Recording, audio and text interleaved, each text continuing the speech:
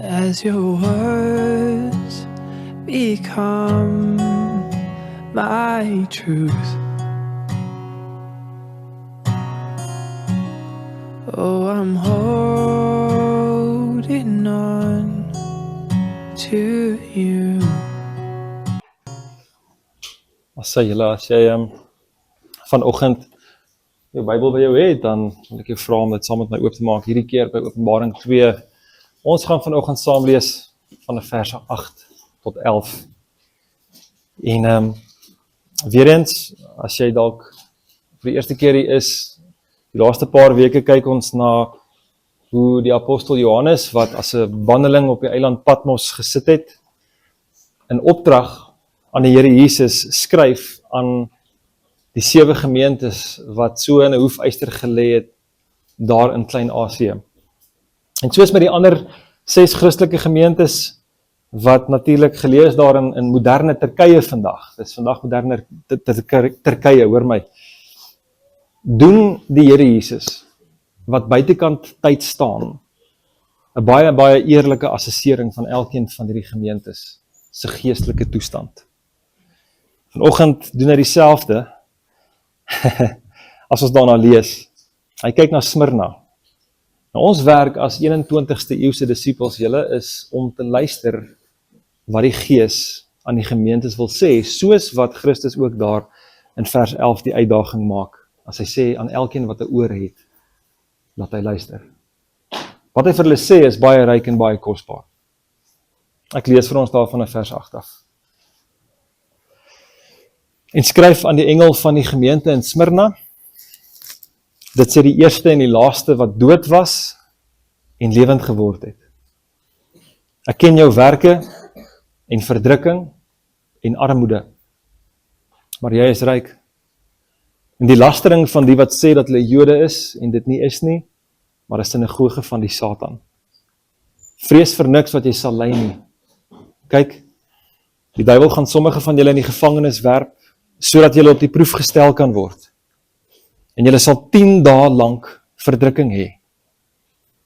Wees getrou tot die dood toe. En ek sal jou die kroon van die lewe gee. Wie oor het, laat hom hoor wat die Gees aan die gemeentes sê. Die wat oorwin, sal deur die tweede dood geen skade ly nie. Ons stop net eers daar, julle. Baie soortgelyk aan die stad Efese, waarna ons verlede week gekyk het, was Smyrna, wat vandag bekend staan as Izmir, ook 'n seedorp gewees met 'n gevestigde reputasie, baie lank voordat die Christelike geloof eintlik daar begin impak maak het. Ons weet die Christelike geloof het in die eerste eeu die lig gesien. Maar baie eeue voor dit al het vandag Izmir, maar Smyrna alreeds bestaan. En die stad wat eintlik 'n uitstekende hawe gehad het, is in 580 voor Christus heeltemal verwoes. Maar dis toe weer in 280 voor Christus opgebou deur 'n sekere Lysimachus, wat die opvolger was van Alexander die Grote. En die stad het oor tyd 'n reputasie begin ontwikkel dat dit, soos wat hulle praat van die Phoenix, daai voël, letterlik uit die stof uit opgestaan het. Baie geskiedkundiges het ook al geskryf oor die pragt en die skoonheid van antieke Smyrna. Vandag nog sal jy hoor mense sê hoe mooi is moderne Turkye, maar veral rondom Smyrna is dit besonders mooi. Maar julle so bekoorlik en so pragtig soos wat dit was, natuurlik. So boos en so pervers was dit ook gewees. Want hierdie was een van die vroegste stede wat betrokke was in keiserlike aanbidding. En teen die tyd van keiser Tiberius was daar in Smyrna alreeds ook 'n groot tempel opgerig ter ere van die Romeinse godin. En tog, soos wat hierdie antieke stad 'n reputasie begin ontwikkel het as 'n stad wat geval het en weer opgebou is en soos wat ons weet, maar eendag net weer gaan val. So staan die ewige lewende Christus triomfantlik oor die dood. En hy stel homself bekend aan die eerste eeuse gemeente in Smyrna as, kyk na vers 8, die eerste en die laaste wat dood was en lewend geword het. En indien jy gewonder het, dis glad nie toevallig dat Christus homself op hierdie wyse aan die gelowiges in Smyrna bekendstel nie, want die gemeente daar, julle, het feitelik op die punt gestaan om heeltemal uitgeroei te word. Hulle was in 'n geestelike stryd gewikkel met twee opponerende magte wat hulle van twee kante af vervolg het. Daar was aan die een kant 'n Joodse gemeenskap in Smyrna. Vanuit hierdie Joodse populasie was daar natuurlik mense wat baie sterk gekant was teen die waarheid van Christus, terwyl daar aan die ander kant weer 'n heidense populasie was wat getrou was aan Rome en aan die keiser en aan die keiserlike aanbidding wat daarmee saamgegaan het. So, vervolging en verwerping was 'n gegewe, as ek dit so kan stel, vir gelowiges wat nie saam met een van hierdie twee groepe wou gaan nie. Dit was 'n onvermydelike realiteit in eerste eeuse Smyrna. Maar dis dan ook juist daarom dat hulle herinner word deur die Here Jesus persoonlik, dat hy die oorwinnaar is oor die dood, en, baie belangrik, dat hy die dood oorwin het ten bate van hulle en mense soos hulle. En is dan ook vanuit Jesus se posisie as oorwinnaar oor die dood, dat hy hulle deur monde van hierdie skrywe wil bemoedig. So, let asseblief op saam met my daar vanaf vers 9 af, julle, ons eerste belangrike observasie vanoggend. Meeste van hierdie briewe volg dieselfde formaat. Ons sien, daar in vers 9, Christus se aanprysing van die gemeente in Smyrna. Het word daarom duidelik dat Jesus 'n baie intieme, baie kosbare kennis gehad het van die verskeie soorte moeilikhede wat die gemeente in Smyrna in die gesig gestaar het. Want hy sê vir hulle daar, ek ken jou werke, en verdrukking, en armoede. Werke, verdrukking, armoede. Behalwe vir die werke van hierdie gemeente, wat let op, nie eenmal deur Jesus veroordeel word nie. Omdat hulle in die lig gewandel het en die werke van God beoefen het. Sien ons daar die ongetwyfelde werklikheid van verdrukking wat hulle beleef het. Nou verdrukking is 'n omvattende woord. Daar's baie dinge wat onder daai woord ingesluit kan word. Hulle het baie ernstige probleme in die gesig gestaar, wat amper soos 'n onontbeerlike las op hulle skouers gehang het, en waarsonder hulle, of eintlik waaronder hulle, nie kon staande bly nie. Dit was ongelooflik swaar op hulle gewees, die verdrukking wat hulle beleef het. Die kosbare ding is dat Jesus die Here dit beaam. Hy beaam dit. En dit wat hy vir hulle sê, gee eintlik vir ons wat 2000 jaar later leef, so 'n bietjie van 'n kykie in die voortdurende dapperheid van die vroeë kerk. Nie net Smyrna nie, maar die vroeë kerk, enigiets hier van die laat 60s na Christus deur, tot in die 2de eeu al, wat staande gebly het, en wat hierdie tipe van dinge moes verduur het. Johannes brei nie verskriklik uit oor die detail van hulle moeilikheid nie, maar hy vang alles wat hulle beleef het vas in daai een enkele woord, wat die onverskrokkenheid van Christene daar duidelik maak aan almal wat dit lees. Hy is bewus van hulle verdrukking. Maar, die opgestane Jesus erken ook, soos vers 9 vir ons aandui, die gelowiges in Smyrna se armoede. Johannes, in die oorspronklike taal, gebruik dan ook 'n baie spesifieke woord vir die tipe armoede wat hierdie mense beleef het. Julle, dit was nie net dat hierdie mense gestroop was van onnodige onbenullighede nie. Ons kry baie mense vandag wat aan die einde van die maand kom op 'n punt waar hulle sê, ons het nie meer geld vir A of B nie, en dan sit hulle self onder die kategorie en hulle sê, ons is arm.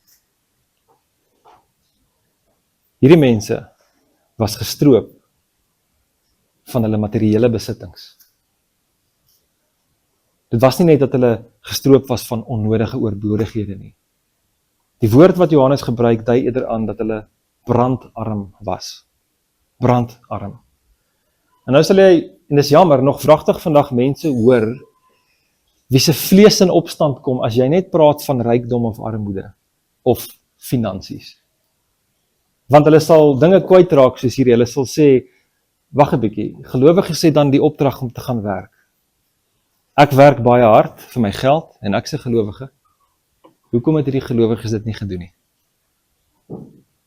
Nou, Wat ek en jy tog net moet weet, julle, is dat die swaar gewig van armoede wat hierdie mense moes dra, juis oor hulle gekom het as gevolg van die feit dat hulle nie kompromiste was nie.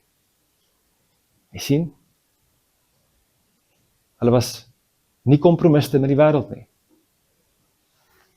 Wat ek en jy moet weet, is dat hulle baie duur prys betaal het vir hulle geloof in Jesus.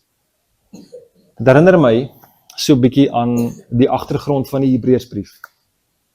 Die Hebreërs was Joodse gelowiges wat die Joodse geloof verlaat het, gelowig geword het en toe ook as gevolg van daai belangrike stap wat hulle geneem het, felle vervolging beleef het.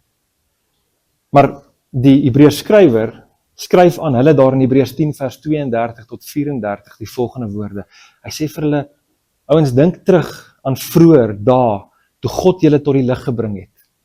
So hy herinner hulle, onthou julle toe julle tot bekering gekom het, toe God julle na die lig toe gebring het. Hoe julle in die stryd staande gebly het toe julle baie moes ly. Deels is julle deur beledigings en vervolgings openlik tot 'n bespotting gemaak en deels het julle gelei omdat julle vereenselwig het met ander wat hierdie dinge oorgekom het. Hoor gou wat het hulle gedoen? Hy sê vir hulle, julle het met die gevangenes meegevoel gehad en toe op julle besittings beslag gelê is, het julle dit met blymoedigheid aanvaar, omdat julle geweet het dat julle 'n besitting het van blywende waarde. Eintlik stel dit so, omdat julle geweet het dat julle 'n besitting het wat beter en blywend is. Vergelyk dit so 'n bietjie vanoggend met die Laodisense, waarna ons 3 weke gelede gekyk het, wat op so 'n gemaklike plek in hulle lewe gekom het, in die lewe van die gemeente in Laodicea, waar hulle gesê het, ek is ryk, en ek het verryk geword, en het aan niks gebrek nie. Soveel so dat Jesus die Here vir hulle moet sê, jy weet net nie, dat dit jy is, wat elendig, en beklaanswaardig, en arm, en blind, en naak is nie. Skatryk gemeente, maar Christusloos. Jy sien, wat geen voorspoedsprediker of enige van hulle volgers ooit sal wil hoor nie, is juist dit wat Christus hier in Openbaring 2 vir die materieel brandarm Christene van Smyrna wil sê. Wat sê hy vir hulle? Ek ken jou werke, en verdrukkinge, en armoede, maar jy is ryk. Jy is ryk. Hulle het 'n ongekende rykdom in 'n lewende verhouding met Christus gehad. Maar vriende en familie, dis 'n rykdom wat net nie vergelyk kan word met die wêreldse rykdom nie. Dit kan nie. Hulle het 'n blywende besitting gehad. Die vraag wat ek en jy seker net kan vra vanoggend is, wie presies was die mense wat die lewe moeilik gemaak het vir hierdie vroeë gelowiges? Wie het bygedra tot hulle armoede? Wie het bygedra tot die feit dat hulle besittings van hulle weggeneem is? Wel, daar's heelwat Bybelse studente wat van mening is dat die vernietiging van die gelowiges se besittings in Smyrna spesifiek deels by die voete van die Joodse gemeenskap daar gelê kan word. En ek sê deels, want die verdrukking het terselfdertyd ook gekom vanaf die heidene in Smyrna. Maar die Joodse gemeenskap daar het 'n baie groot rol gespeel in hulle verdrukking, aangesien, soos julle weet, die Christelike geloof nie wettiglik erken was deur die Romeinse regering nie. Dit was splinternuut. Dit was 'n nuwe fenomeen.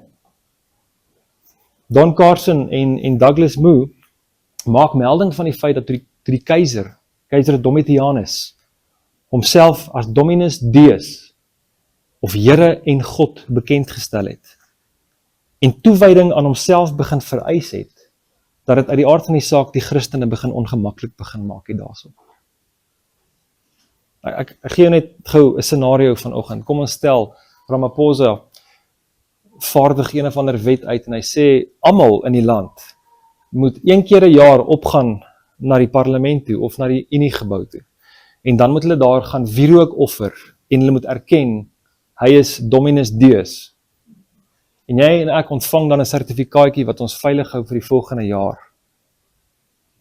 Hoe sal julle voel daaroor? As 'n gelowige kan jy nie saam met dit gaan nie. Ons erken vir Christus. Hy is Here en hy is God.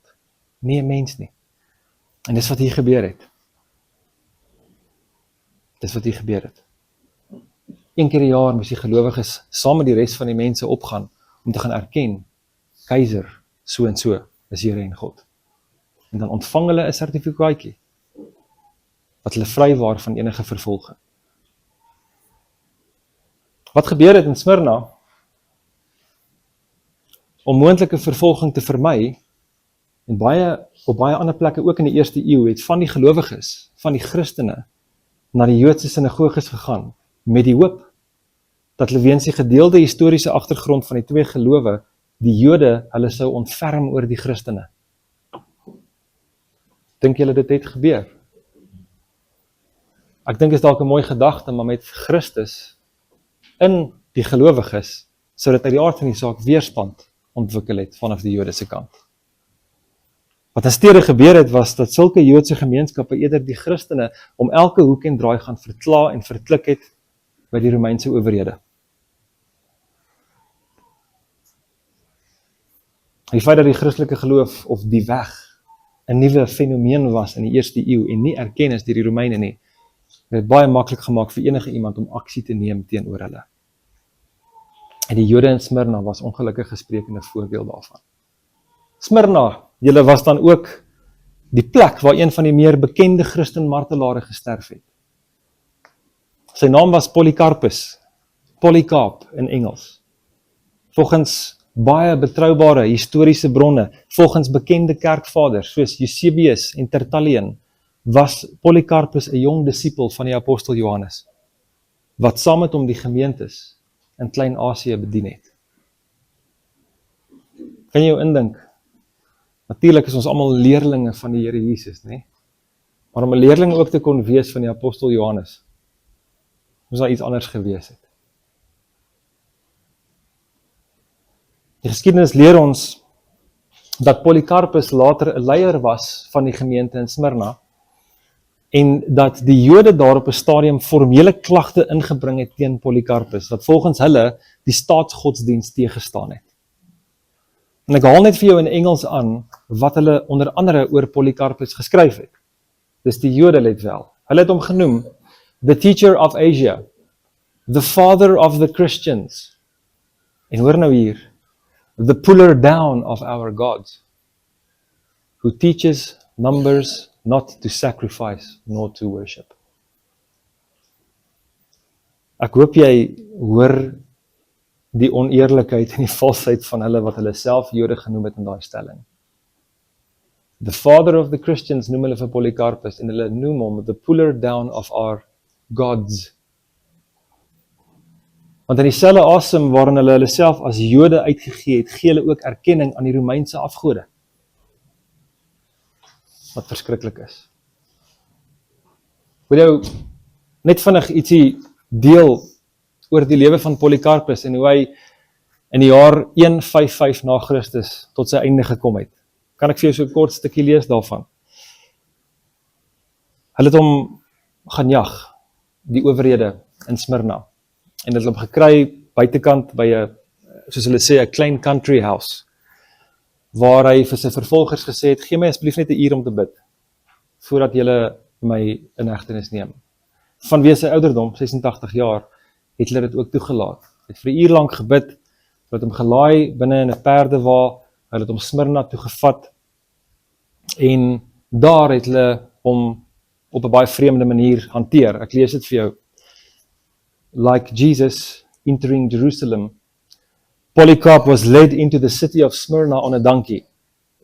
The Roman proconsul implored Polycarp to recant. Swear by the genius of Caesar. Polycarp held his tongue and held his ground. The proconsul prodded, swear and I will release thee. Revile the Christ. En dan sê Polycarpus die volgende, 86 years I have served him, and he has done me no wrong. How then can I blaspheme my king who saved me?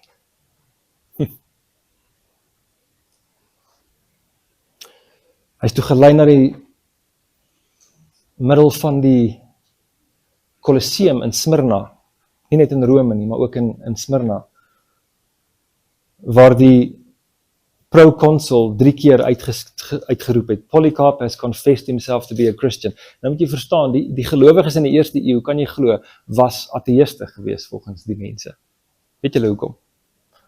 Want hulle het nie deelgeneem aan keiserlike aanbidding of enige van die Romeinse gode aanbid nie. Hulle is uitgewys as ateïste. Polycarp has confessed himself to be a Christian. The bloodthirsty crowd chanted for death by beast, but the proconsul opted for fire. Later het hulle hom op 'n brandstapel geplaas. Hulle het hom aan die brand gesteek. Die tradisie sê, hy het nie aan die brand geraak, soos wat mense sou dink nie, en eventueel het iemand 'n spies gevat en het deur hom gesteek, sodat hy gesterf het. Dit is verskriklik. Maar weet julle wat? Dis historiese bronne wat hierdie goeters vir ons wys. Die Jode wat hier ter sprake is vanoggend, het die gelowiges vervolg. En die ironie van die saak is, dat ek dit ook vanoggend sê, in die eeu net daarna was dit die Christene wat weer die Jode vervolg het. So is die vlees van die mens. Kom ons kyk net vir 'n oomblik, wat sê Jesus van hierdie mense?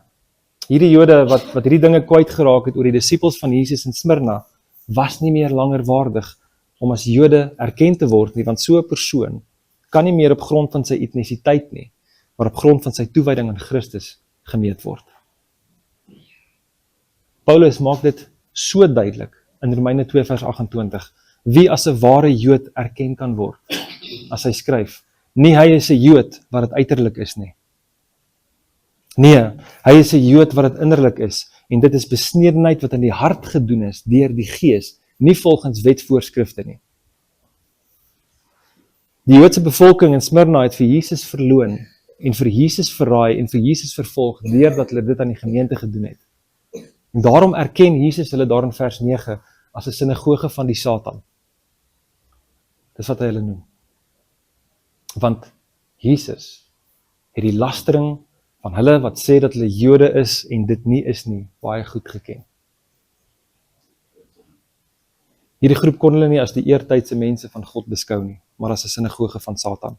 Hoekom noem Jesus dit vir hulle? Hoekom sê hy dit van hulle? Hulle het die hele tyd die Christene gaan aankla en gelaster teen Christus, presies wat die betekenis van die Satan se naam ook aandui. Weet julle dit? The accuser of the brethren is die naam van Satan. Hy's 'n aanklaer en 'n lasteraar. Johannes 8 noem hom 'n leenaar. En die Jode in Smyrna het maar net die natuur van hulle vader nageboots. Hy was hulle vader. Dit herinner my aan wat Jesus vir die Fariseërs daar in Johannes 8 sê, nadat hulle hom aankla van laster, omdat hy gesê het God is sy vader. Hy sê vir hulle daar in vers 44, julle die duiwel as vader. En die begeertes van julle vader wil julle doen. Hy was 'n mensemoordenaar van die begin af en staan nie in die waarheid nie, omdat daar in hom geen waarheid is nie. Wanneer hy leentaal praat, praat hy uit sy eie, omdat hy 'n leenaar is en die vader daarvan.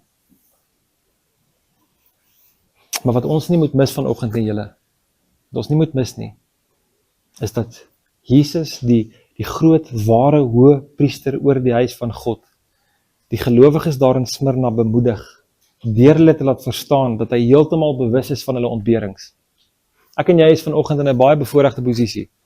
Ons word nog nie vervolg soos wat hierdie gelowiges vervolg word nie. Maar kan ek vir jou sê vanoggend, jy sit dalk te midde van 'n krisis. Die Here Jesus is bewus daarvan. Hy is bewus daarvan. Vir die wat hom getrou volg en dien en liefhet. Hy ken jou pyn. Hy was lankal bewus daarvan, soos wat hy lankal bewus was van die moeilikheid van die mense in Smyrna. Om die waarheid te sê, hy sê baie eerlik vir hulle, daar kom nog ontberings. Let saam met my op, as 'n tweede belangrike observasie vanoggend julle, as ons na vers 10 kyk. Christus se aanmaning aan die gemeente in Smyrna. Aanmaning in die positiewe sin. Hy waarsku hulle. Vers 10. Vrees vir niks wat jy sal ly nie. Kan jy glo? Hoe nou, Jesus? Hoe bedoel jy nou? Vrees vir niks wat jy sal ly nie. Dan word jy sal ly. Kyk, die duiwel gaan sommige van julle in die gevangenis werp, sodat julle op die proef gestel kan word, en julle sal 10 dae lank verdrukking hê. Wees getrou tot die dood toe, en ek sal jou die kroon van die lewe gee. Liewe gemeente, ek wil jou herinner vandag dat enige vorm van Christelike vervolging nie die werk van God is nie, maar die werk van Satan. Ons het nou gesien, hy is 'n mensemoordenaar van die begin af. Van die begin af. So, of jy nou op 'n baie subtiele wyse uitgejou word deur mense, wat dalk met 'n skyngeloof vir jou wil sê dat jy te radikaal is. Dis net bietjie weird, dis bietjie te radikaal. Cultish is mos die woord, nê. As hulle vrees vir die geloof wat jy het vir Jesus, dan begin hulle jou cultish noem. Weet verseker, dis die werk van Satan. As jy dalk by jou werksplek uitgestoot word, omdat jy met 'n rein hart wil leef, en nie met bedrog wil betrokke raak nie. En of jy dalk met jou lewe sal moet boet, omdat jy meer ontzag het vir die koning, die ware koning, as vir die keiser, weet verseker dat die oorsprong van daai vervolging die bose is. Dis so. Vervolging kom nie van God af nie. Kom ons vra net die vraag, laat hy dit toe? Ja, hy laat dit toe. 'n soewereine God laat dit toe. Maar weet julle, hy het lankal sy kerk daarvoor voorberei. Lankal. Ons lees in Johannes 16 vers 33, hoe hy vir sy disippels al sê, in die wêreld sal julle verdrukking hê, maar hou goeie moed. Hoekom moet hulle goeie moed hou? Want ek het die wêreld oorwin, sê Jesus. Nou wil ek die vraag vra julle, hoekom word gelowiges verwerp? Hoekom ly hulle verdrukking in die wêreld? Dink gou daaraan. 2 Timoteus 3 vers 12 help ons om dit te verstaan. Almal wat in Christus Jesus toegewy aan God wil lewe, sal ook vervolg word. Het jy gehoor? Julle is vanoggend hier by die kerk, julle is toegewyd, né? Sterkte. Ek ook. Maar weet julle wat, dit is 'n moontlike gegewe, dit is 'n moontlikheid vir ons. Is jy reg daarvoor, as dit dalk na jou kant toe kom? Almal wat in Christus Jesus toegewy aan God wil lewe, sal ook vervolg word. En God is nie stil hier oor in die skrif nie. In sy soewereiniteit laat hy hierdie dinge toe, om sy doeleindes te bereik. En vir hulle wat dit verstaan, loop dit uit op 'n ewige heerlikheid. Jesus het die gelowiges in Smyrna gewaarsku dat sommige van hulle in die tronk sou beland, en dit sou gebeur, sodat, soos hy daar sê, julle op die proef gestel kan word. Die duidelike implikasie van daai stelling is dat God hierdie dinge toelaat oor hulle, sodat die egtheid van hulle geloof beproef kan word. Maar hy moedig hulle ook aan om getrou te bly tot die dood toe. Tronke in die eerste eeuse Griekse Romeinse wêreld was in baie gevalle maar net 'n plek van aanhouding tot 'n persoon se verhoor. En die verhoor sou gewoonlik dan lei tot harde handearbeid in soutmyne, of, soos in die geval van die apostel Johannes, deportasie. Hy het op Patmos opgeëindig, of in die ergste gevalle die doodstraf. Maar nietemin wys die teks vir ons dat Jesus hierdie gelowiges in Smyrna waarsku dat hulle 10 dae lank verdrukking sal hê. Dit sal eintlik van korte duur wees. Selfs vir hulle wat dalk met die prys van hulle lewens sou moes betaal. Christus gee vir hulle die versekering, wees getrou tot die dood toe, en ek sal jou die kroon van die lewe gee. Let op, julle, ek wil dit net uitlig vanoggend. Daai woordjie dood staan so in direkte teenstelling met die woordjie lewe in vers 10. Wat sien dra vir jou die meeste gewig? Want die dood, waarvoor 'n menigte van ons 'n werklike vrees het, word hier geplaas deur Jesus in skerp kontras met die lewe wat Christus gee, en wat alles wat eintlik saak maak. Dis al wat saak maak. As jy die ewige lewe het, het jy niks te vrees nie. En Jesus sê, hy sal vir hulle wat getrou bly aan hom, die beloning van die ewige lewe gee, wat hier uitgebeeld word deur die kroon van die lewe. Die kroon van die lewe, daai kroon of Stefanos, soos dit in die oorspronklike taal voorkom, is 'n verwysing na 'n krans. Julle gesien, daai Olimpiese atlete kry 'n krans op die kop. Dis eerder 'n krans as wat dit 'n koninklike kroon is. Die Stefanos in steede van die diadema. Die diadema was koninklike kroon. Maar dit word gegee aan die oorwinnaar by antieke sportspeles. En dit word dan ook heel gepas deur Jesus genoem in hierdie brief. En jy met my gaan check hierop, julle. Smyrna was wel bekend vir die sportspeles wat daar plaasgevind het. Let op hoe prakties is Jesus. Hy gebruik sommer die konteks van die mense in Smyrna om vir hulle te vertel hoe hulle lewe lyk. Wat wil Jesus vir hulle sê? Dis die vraag vanoggend. Julle is so vreesaanjaend, soos wat dit ook al mag lyk, het gelowiges wat getrou bly aan Christus nie nodig om te vrees vir die dood nie. Want dit sal net die deur wees. Dit sal die deur wees wat hulle sal lei na die ewigheid by Christus. Jakobus in sy brief van Jakobus 1 vers 12 beklemtoon. Salig, met ander woorde waarlik geseënd, is die man wat versoeking verdra, want as hy die toets deurstaan het, sal hy die kroon van die lewe ontvang, wat die Here beloof het aan die wat hom liefhet. Aan die wat hom liefhet, bygesê. Aan die wat hom liefhet. Die versoeking in 'n situasie van vervolging, kan ek dink, is baie moeilik, né? Mens raak sommer emosioneel as jy daaraan dink.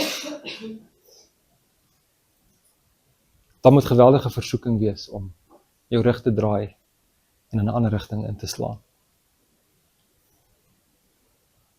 Maar Jesus sê vir hulle, bly getrou. Mens vra dalk vanoggend, maar ek is dan getrou aan Jesus. Hoekom moet ek deur hierdie vervolging gaan? Dis wat ons broers en susters in Iran en Irak en in die vervolgde lande ook vra dalk. Hoekom? Ek is getrou aan Jesus. Ek doen sy wil. Hy het my gered. Ek behoort aan hom. Hoekom moet ek hierdeur gaan? Ek wil jou herinner vanoggend, Jesus het nooit sy kerk gevrywaar hiervan nie. Hy het nooit sy kerk gevrywaar teen vervolging nie. En daarom, as jy wonder, kom ek sê vir jou, as jy dalk wonder hoekom die kerk in ons land, breër gespreke, kerk gebruik ek losweg, besig is om in 'n rigting in te slaan, wat alles akkommodeer, hier is die rede. Hier is die rede. Daar's 'n vrees vir vervolging en verwerping. En ons wil net almal gelukkig hou, en ons verdra, en ons verduur, sodat ons nie so Smyrna opeindig nie.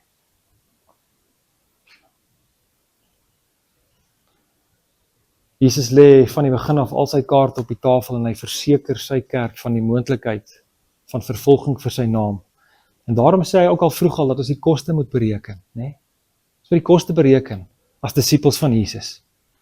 En dat die wat wel die koste bereken het, van hulle vra hy getrouheid in swaar kry. Want vir die wat getrou bly in Christus, te midde van wat ook al ons geloof van ons wil wegrokkel, sal dit bewys dat ons geloof werklik is en eg is. Die vraag is dalk net, goed Reino, kom ons druk die vorentoe knoppie en so 30 jaar van nou af. Ons het gesien hoe baie dinge kan gebeur in 5 jaar, nee, maar kom ons druk die knoppie, die fast forward knoppie, 30 jaar van nou af. Skep net gou 'n scenario, nee, ek kan heeltemal verkeerd wees, maar daar's dalk 'n groot institusie in die land, onder die vaandel van kerk. Dis 'n ruimhuis. Daar's baie mense wat in hierdie ruimhuis is. Sonde word toegelaat, maar jy voel, ek kan nie hiermee saamgaan nie. Ek kan nie. Ek gaan in 'n huis saam met broers en susters by mekaar kom. Of in 'n klein gemeentetjie soos hierdie. En wat ook al ons sê, weet ons, is nou al 'n kriminele oortreding. As ek sonde noem, kan ek in die tronk beland daarvoor. Wat doen ons? As die owerhede kom klop aan ons deur, hoe bly ons getrou in die vuur van beproewing? Veral as ons nou gesien het, die versoeking sterk is om die geloof prys te gee. Wat maak ons? Byt ons maar net vas op ons tande, soos die stoïsyne van ouds, en ons verduur en ons verdra met 'n bitter hart. Nee, familie, ons bly getrou aan Christus, deurdat ons die raad van die Hebreërs skrywer in Hebreërs 12 vers 1 tot 3 toepas. Nou ek gebruik baie daai vers, maar skryf dit neer, Hebreërs 12 vers 1 tot 3. Pas dit toe. Terwyl ons 'n hele wolk van getuies het wat ons voorgegaan het in die geloof. Dis almal mense wat dieselfde dinge in die gesig gestaar het. Ons voorgangers, Polycarpus was een van hulle, Johannes die apostel was een van hulle. Terwyl ons 'n hele wolk van getuies het wat ons voorgegaan het in die geloof, maak ons werk van elke onnodige las, wat ons terughou in ons geloofsreis agter Jesus aan, insluitende die sonde wat ons so maklik omring. Maak werk van sonde. Maak werk daarvan. Ek verstout my om te sê dit was J.C. Ryle, maar ek dink dit was hy nie. Hy het geskryf, be killing sin or it will be killing you. Gooi elke las af, so ook die sonde wat ons omring. Sodat ons met volharding die oë kan vestig op Jesus, die leidsman en die volëinder van ons geloof. Dit is wat ons doen. Ons bly in aanbidding. Ons bly in 'n lewe van aanbidding. Ons bly in die woord. Ons bly in gebed. Ons bly in gemeenskap. Ons bly daarin. Ons, soos die Hebreërskrywer verder sê, gee ag op hom wat self so 'n teespraak van die sondaars teen hom verdra het. En wat vir die vreugde wat hom voorgehou is, die kruis verdra het, die skande verag het. En wat op die einde van die dag as oorwinnaar aan die regterkant van die troon van God gaan sit het. Dink vir 'n oomblik daaraan, julle. Jesus het ons voorgegaan met 'n rede. Hy het die kruis verdra, want daar was vreugde wat vir hom in die vooruitsig was. Nou, daai vreugde was nie sodat hy net aan die regterkant van die troon van God gaan sit nie. Dit was dat hy 'n mense kon vrykoop en aan God die Vader kon gee. Ons bly getrou aan Christus deur ons oë te hou op hom, vas te hou aan die vreugde wat hy beloof het. Die apostel Paulus wat self die Stefanos of die kroon van die lewe ontvang het, hy het geskryf in Filippense 3 vers 14. Ek vergeet die dinge wat agter is. Ek vergeet daarvan. Dis in die verlede. Ken julle baie mense wat vry kan leef van hulle verledes? Voel vir my meer mense leef in die verlede.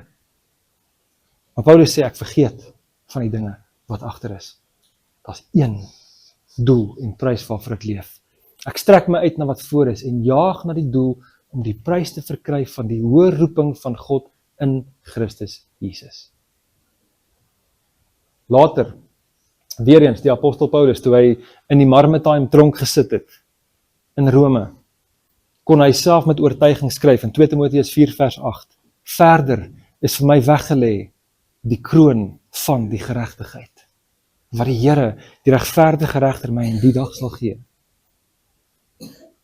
En dan sê hy, nie aan my alleen nie, maar ook aan almal wat sy verskyning lief gehad het. Ons maak, soos Jesus sy kerk aanraai daar in Lukas 2 vers 28, die regop te staan, ons koppe te lig en herinner te word, ons verlossing is naby. Ons verlossing is naby. Ek dink daar is Lukas 22 vers 8, skies, nie Lukas 2 vers 28 nie. Ek sê ons, julle, en ek gaan nou afsluit, ek sê ons, want die woord van die Here vanoggend aan die gemeente daar in Smyrna, kom na elkeen toe, wat onder geklank van hierdie brief sit. Na elkeen toe. Deur die laaste 2000 jaar van kerkgeskiedenis. En daai ons sluit ons in. Vers 11 maak dit duidelik. Wie oor het, laat hom hoor wat die Gees aan die gemeente sê.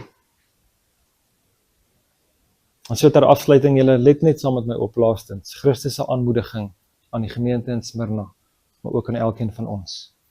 Hy voeg by daar in vers 11, die wat oorwin, sal deur die tweede dood geen skade ly nie. Wat bedoel Jesus? Waarvan praat hy? Wat is die tweede dood waarvan Jesus praat? Al julle, die tweede dood is spesifiek gereserveer vir diegene wat hulle rug gedraai het op Christus en wat hom verwerp het.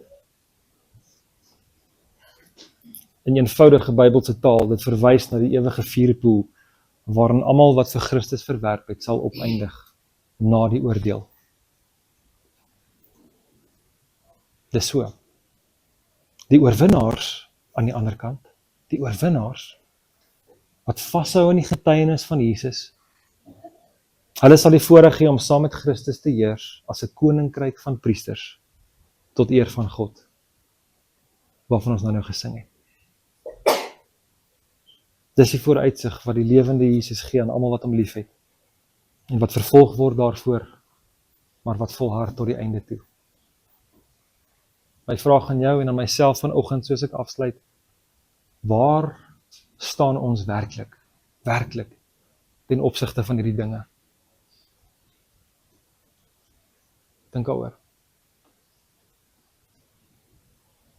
Die boodskap aan die gemeente in Smyrna bemoedig ons vanoggend met die vaste wete dat wanneer mense ons verwerp vir ons geloof in Jesus, of ons dalk in die gevangenis wil gooi, of selfs so ver gaan deur ons te wil vermoor, omdat ons getroue getuies van die waarheid wil wees, dat Christus ons sal opwek uit die dood uit, want die dood is net 'n deur na heerlikheid.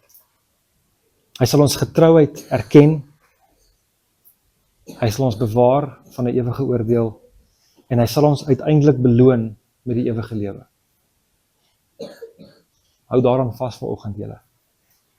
Dit behoort my en jou te motiveer om vreesloos te leef vir Jesus. Behoort ons te motiveer. Dink aan die hiernamaals in heerlikheid, vir die vreugde wat vir jou voorgehou word. Kan jy en ek skande en verwerping en vervolging verduur en verdra, indien dit op ons pad kom. Kom ons sluit dit oop.